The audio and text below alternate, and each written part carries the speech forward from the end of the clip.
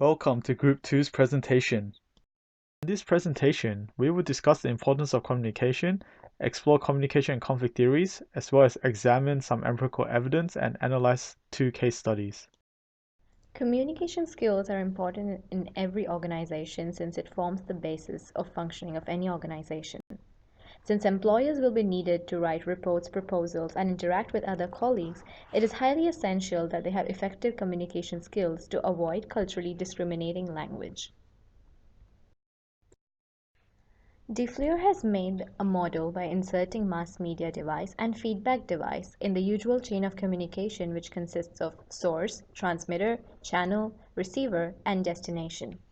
It suggests that mass media device, that audience's motives for media affect not any type of media and content which are selected, but also why and how a medium is used and content is interpreted.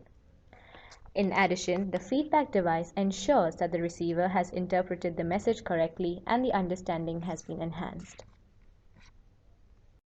The diagram depicts the DeFleur model with the mass medium device and the feedback device inserted in the usual chain of communication.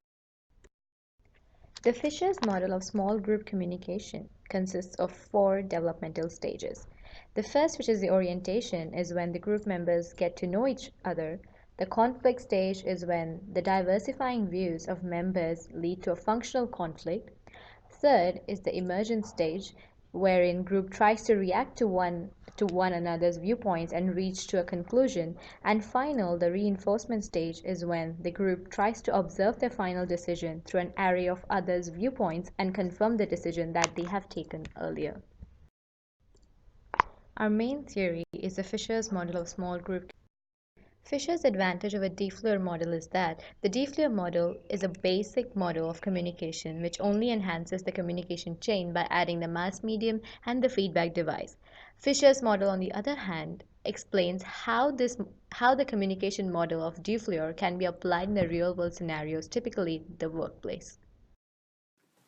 Research on conflict theories. There are a large number of theories to explain the phenomenon of conflict among people. For example, realistic group conflict theory. It reveals that hostility between groups is based on revealed and perceived conflict goals, since they generate inter-group competition. Furthermore, theory psychoanalytic has the advantage of focusing on dynamic interactions between the identity, ego, and superego. Psychodynamics henceforth use human innateness of emotion force to explain and interpret their behavior or mental status. However, I think social identity theories is the best theory to predict and explain certain intergroup behaviors on the basis of 4 different aspects. Perceived group status differences, the perceived legitimacy and stability of those status differences, and the perceived ability to move from one group to another. The main idea of social identity theory is that in order to enhance one's self-image, group members of an in-group will seek to find negative aspects of an out-group. Social identity theory, empirical evidence. A study was done to examine the effects of work externalization through the lens of social identity theory. 3 hypotheses are developed based on the social identity theory. The first one is that work status dissimilarity will negatively influence employees' organization-based self-esteem, their trust and attraction toward their peers, and their altruism. The second one is that these effects are likely to affect more negatively on internal workers, especially when they work in temporary worker-dominated groups, which is the third hypothesis. 2 organizations participated in the study.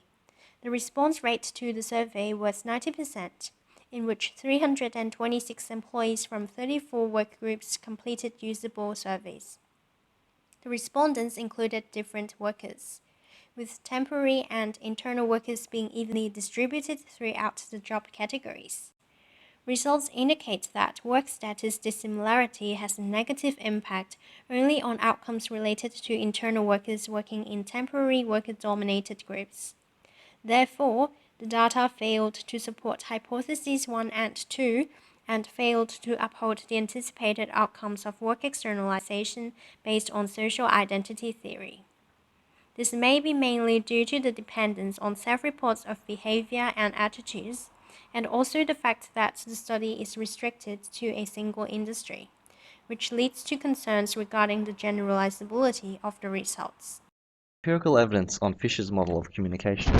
Small group research conducted by C. Arthur Van Leer and Edward A. Mabry in 1999 tested contrasting interaction models for discriminating between consensual and dissentient decision-making groups. The hypothesis was that groups that reach consensus follow a four-phase pattern of orientation, conflict, emergence, and reinforcement, whereas groups that fail to reach consensus follow different developmental sequences. Their method consisted of extensive investigation of social influence processes and relevant collateral variable characteristics of jury group decision-making. Their subjects were university students who volunteered as participants. There were 15 groups involved with 132 subjects. Groups were heterogeneous by gender and ethnicity, and the average age of the participants was slightly under 23 years old. The groups were videotaped during deliberations in a jury process to either convict a defendant or acquit them. 8 juries unanimously voted to convict, while 7 were deadlocked. Data results. The data failed to support the hypothesis. Fisher's 4 phases of development failed to discriminate between consensus and hung juries. There was evidence of phasic progression in the data. However, the nature of these phases did not discriminate between consensus or hung juries. Hypothesis failed to confirm that the groups that reached a consensus follow Fisher's 4-phase pattern. For our first case study, we will examine the Robbers Cave experiment. This study was set up as a camping trip that involved 22 boys all aged 12 and with similar cultural backgrounds. They were divided into 2 randomly assigned groups and were initially kept separated so that they were unaware of the other's existence. The boys were made to bond with their group over a few days in order to develop a social identity within the group. They were then introduced as rivals and made to compete against each other in activities where there were prizes for the winners and nothing for the losers.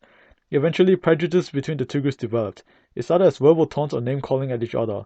The study took a shocking turn when the boys became more aggressive. Experimenters had to step in and stop near-physical encounters, and one group went so far as to burn the other team's flag, which caused that group to retaliate by ransacking their cabin as revenge. Finally, the boys were kept separated again, and were asked to make a list of features to describe both groups as truthfully as they can. The results were consistent with every boy. They would write very favorable traits about their in-group, while the out-group received negative or unfavorable attributes. Ironically, the positive and negative characteristics used by the boys were the same on each list, regardless of which group they were from. This case study is an obvious depiction of social identity theory, where the boys ended up writing favorably about their in-group and unfavorably about the out-group. Touchfeld and Turner proposed 3 mental processes in social identity theory. Firstly, categorization, where an in-group's behavior is defined through social categories. When the boys met for the first time, they discovered similar hobbies with each other, which formed the category for their group. The second process is social identification, where individuals adopt the identity of the group after it has been categorized. Once the group has formed its category, boys would adopt those hobbies, even if they had never done it before, so that they could identify themselves with other members of the group. The last process is social comparison, which involves in-groups comparing themselves favorably against other groups to maintain self-esteem. In the study, it was found that while there were prizes for the winners, the boys were more focused on winning for their group's pride or identity rather than the actual prize. A group was set out on a task to create a 2-day film screening. As the topic of the screening is a flexible one, everyone was excited to convey their ideas, thus creating a vibrant and exciting brainstorming process. However, in reference to Edward's de Bono's 6 thinking hats, each of the team members bear their own perspective regarding the project. They did not, however, voice out their concerns in the fear of being shunned by the rest of the team. Conflict first arose when they had to finalize a topic. Each member had a topic that they are passionate about, thus it was hard to come to a decision. Members then defended their own arguments. Going back to the 6 thinking hat, each member also analyzed each topic ideas through their own prioritized perspective. For example, one member was more concerned about the creativity side of the topic, whereas another was concerned about the problems that might arise from the topic. However, each perspective would greatly contribute to the whole process. Due to the continuous debate that was going on about the focus topic, no agreement was reached, despite only 2 weeks until the proposal was due. One member decided to step up and narrow down the argument into 3 different main ideas and a preview about the proposal that the rest of the team could vote for. It was also made clear that the voting result is absolute. The spring theme came out as the winner of the voting result.